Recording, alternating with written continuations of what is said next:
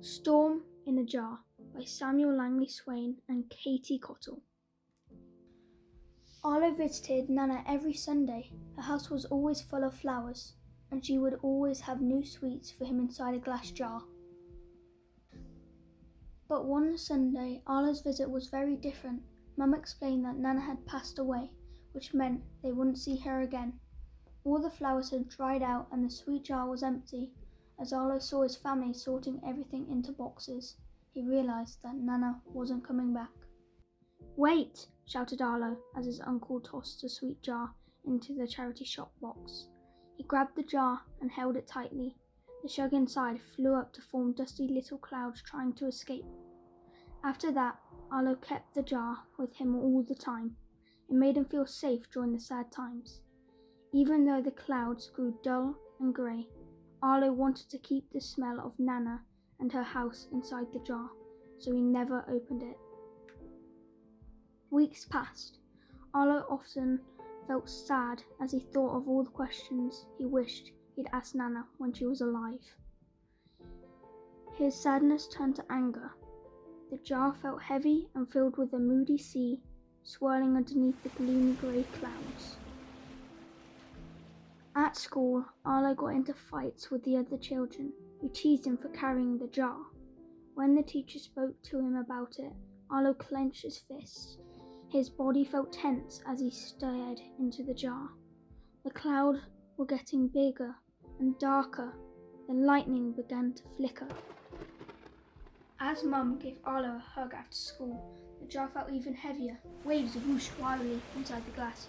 Broken boats and giant black jellyfish appeared whirling around in the dark water. That night, Arlo lay in bed trying to sleep.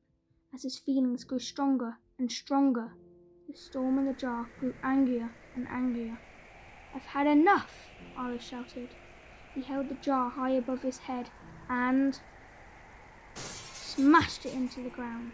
The glass shattered, lightning cracked, thunder bellowed.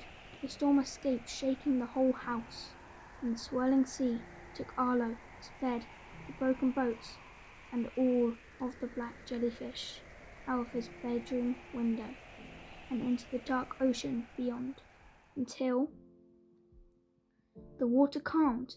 Arlo was alone in his bed, sailing on a smooth, moonlit ocean. He saw something in the light of the moon.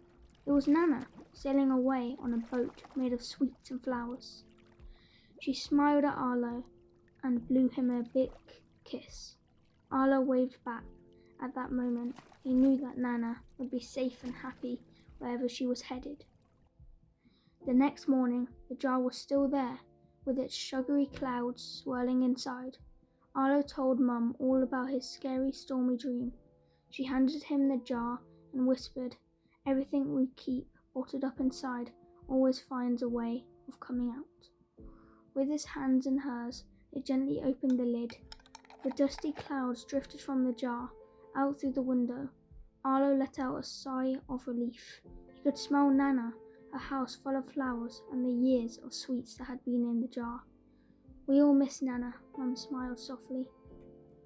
That afternoon, Dad and Arlo took a walk to the florist and the corner shop.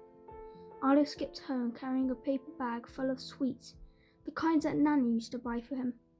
They both sat on Arlo's bed. "We won't be needing this anymore," Dad winked, throwing the lid into the bin.